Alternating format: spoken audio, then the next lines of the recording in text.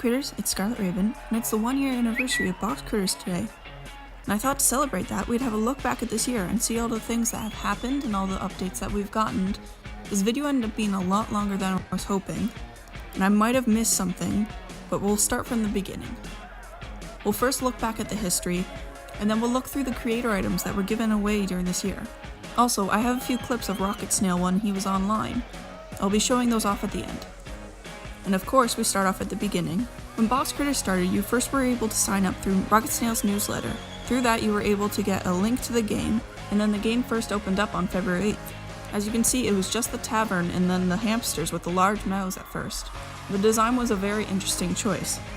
That's why, a little over a month later, the character sprites were changed, and I think the design they changed to looks a lot better.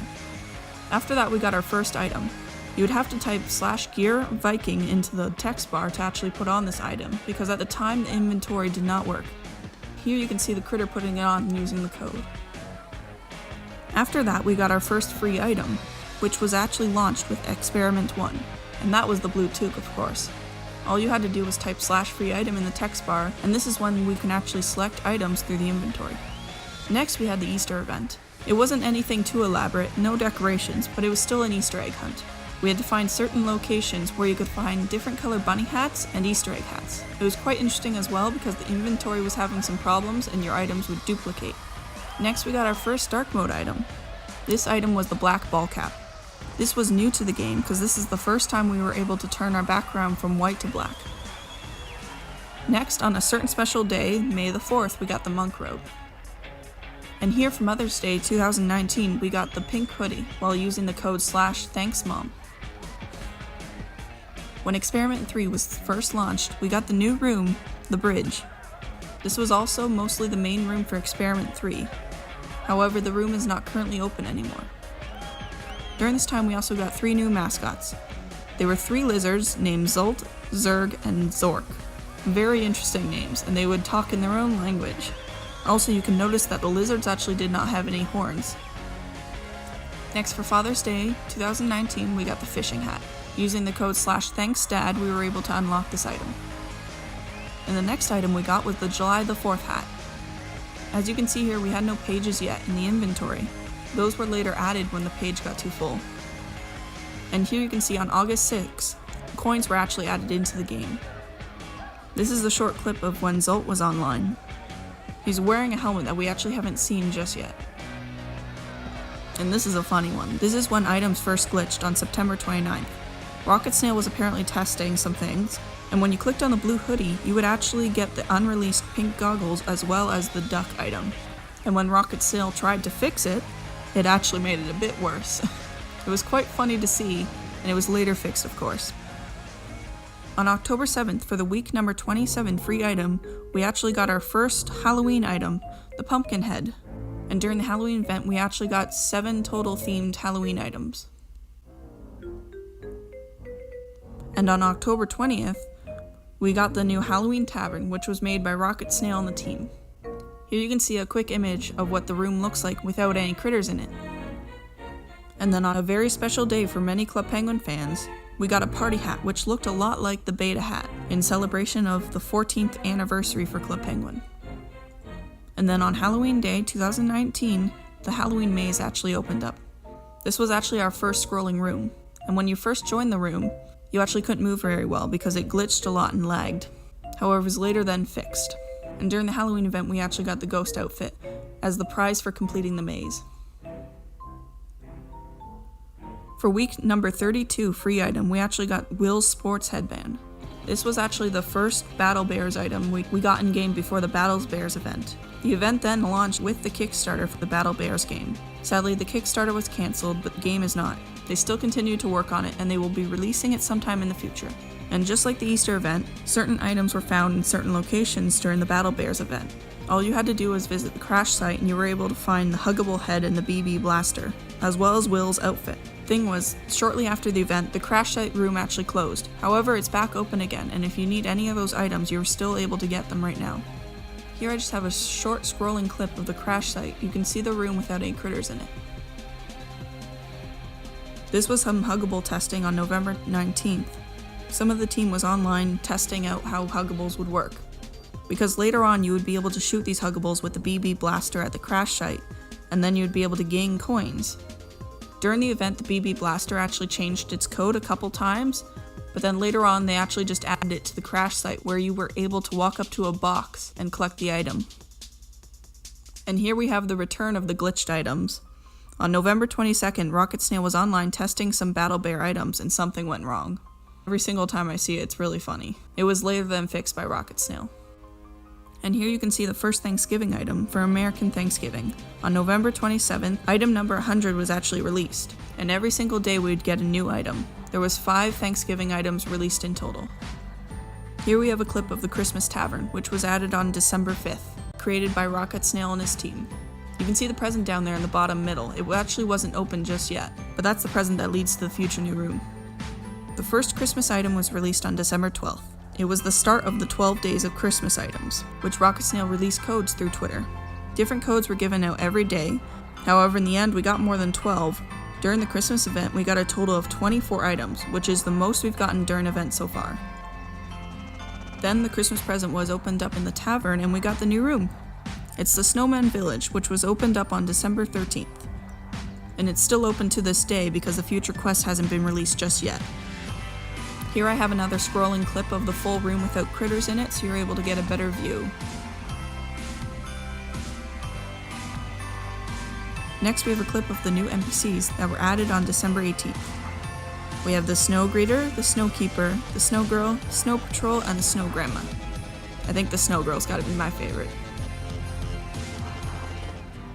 And here we have the Black Top Hat, which was released on December 31st as the last item of the year, along with the black tuxedo and the red winter dress as the New Year items. In the New Year on January 8th, the new forest room was actually released, however it was unfinished.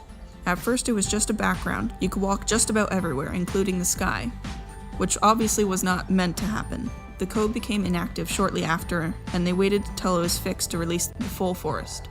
I actually made a full forest tour, and this was the second video I've ever made with my mic. I think the forest looks really great, and I'm really excited to see what they do with it with the future quest. And here we have the new Explore item. This is a new Friday item that comes out every Friday now. It first was changed on January 10th. It used to be the red plaid shirt, and now every Friday it's a new item. The first one was actually the blue Viking helmet. And here we have the first ever Critters Wars, which was on January 20th. This is the start of the Box Critters clans. I'm very excited to see where this goes. You should check out my video where I cover the event. It ended up having a very surprising end. And now we move on to creator released items. I'm very excited to announce that I'm actually getting my own item in the future. Rocket Snail is right now working on it, but since I've hit 200 subs, I'll be getting my very own item to release in Box Critters. I hope to have that out sometime soon for you guys. But in this video here, this is the first ever creator item that was released. It was actually released by Andy from Box Critters Bulletin, and it was actually the propeller cap, which was the third item ever in the game. He also later released the blue propeller cap, as well as the gold propeller cap, which was in celebration of hitting 1,000 subs. He then released the pink propeller cap, and then later he released the silver propeller cap. This was actually supposed to be released when he hit 2,000 subs, however Andy released it early because he decided to stop making videos to focus more on life, which was a very sad time, and he's still very missed to this day in the community. We then moved on to the pink toque, which was actually first released by QDJ on her blog. She also later released the pink ball cap. Box Critters Wiki also got a chance to release their very own item, the newspaper hat. It was actually the 6th item ever released in game. Box Critters Lives also then released their first set of headphones for Discord critters. It was the white headphones, which were released on April 14th. The next set was actually the black headphones, which were released on June 19th, and then the pink headphones, which came out later on November 9th. Just recently, there also was a blue set that was released on January 17th, celebrating their 1-year anniversary on Discord. However, those were only released for one day. Here we have the green ball cap, which was released on April 24th by a YouTuber named Ouija Pie, who actually made a video on the game a couple months after it started development. Here we have the yellow duck floating, which was released on May 9th by a YouTuber named DuckHunter44. This was released while we were still in Experiment 2, and this also brought many new players into game. Later, the blue electric guitar was actually released by Volskybum94 on June 16th. I'm sorry if I didn't pronounce that name right. It's not the easiest name to get. Then we have Box Critters Live, who actually released their first cardboard box hat on June 22nd, celebrating their 1K subs on YouTube. The item was only available for a week, and on August 4th, the purple version of the box hat was actually released, celebrating 2K subs. Later, the red version of the cardboard box hat was actually released during their 12 Days of Christmas charity livestream. This was to celebrate hitting 3K subs on YouTube. They've done some really amazing things with their channel. During that 12 Days of Christmas livestream, they also gave away the green gift and the red gift hat. As you can see here, Juke from Box Critters Guild actually released the red bandana after he celebrated hitting 100 subs on YouTube. Here we have the red guitar, which was released on July 19th by Polofield, who was known for his guitar on Club Penguin. This was the second musical instrument we've ever gotten in-game. Next we have the aviator goggles, which were actually given away on July 18th by Vic from Foreign Critters, in celebration of hitting 150 members on the forum. Next we have the yellow and green kit, which was given away on July 31st by Box Critters Brazil. They have their very own blog. Here we have the orange hoodie, which was released on August 4th by Mr. Duda. He has a Coffee With series, where he interviews people including Rocket Snail and Polofield, among many others. This is the cardboard vehicle, which was actually released by Box Critters Live, celebrating 150 members on their Box Critters forum. This item was actually meant to have its own unique animation where it would slide across the ground when your critter was sitting in it. However, it hasn't been added just yet. These Tamago shades were given away by Tamago2474 on October 21st. He makes some really funny videos, especially some about Club Penguin, so you should check him out. Last but not least, we have the Australian hat, which was given away recently on a charity live stream by CutieJ. She was doing a live stream to raise money for the Australian bushfires. Next we have some videos and clips of Rocket Snail online. The first one is from April 13th. It's a little bit after he started using his snail mascot, because before he would use a critter just like any of us. The next clip is actually from August 14th. This is when Rocket Snail activated the code /RocketSnail, and we were able to collect the rocket item when he was online, because any other time that you actually use this code when Rocket Snail is not online, you would only get the Viking helmet. As you can see, there was many people online trying to get that rocket. This is a clip from when Rocket Snail was online, testing out a new notification system. On August 27th, this is when the new system was first activated. As you can see here, after the first restart, we first got the news notification, and then after the second restart, we got the more news notification, where Rocket Snail was testing out the system. You were also able to use the code /news to bring up that notification.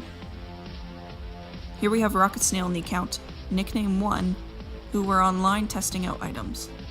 They've tested out a few that we've seen before, including the Frankenstein hat and the messenger bag. However, there's a couple that they tested out they haven't released just yet. That includes the mummy wrapped hat and the shark hat. They also were trying on the pink goggles over top of the mummy wrapped hat. And this was from November 19th. This is before the Huggables were added to the Battles Bears event. He was just doing some testing that included the explosion effects that the Huggables would give off when the BB blaster hit them. This here was actually during the Battle Bears event. Rocket Snail was online, he was answering some questions that he was getting from the other players. Here he was talking actually about housing, which will be coming later on in the game because he's very focused on building the game right now. And this last clip I have here is actually from December 20th. It's just a very short clip of when Rocket Snail actually made his mascot bigger than normal. And that's about it. I hope you enjoyed the video, and this look back at what this year has been like. And there's much more to come in the future. We still have the quest to do and all those cards that Rocket Snail and the team have been showing off on Twitter. Also all those unreleased items that we haven't seen just yet. I'm really looking forward to what this next year has to offer. And I really thank you so much for all those that have come along on this journey with me. I find it crazy that I've been making videos now for a full year. I never thought I would be making videos this long, especially after I stopped making videos years ago. But it's been really fun, and I'm really looking forward to creating new things and sharing them all with you guys. But that's it for now. Until next time, bye bye critters.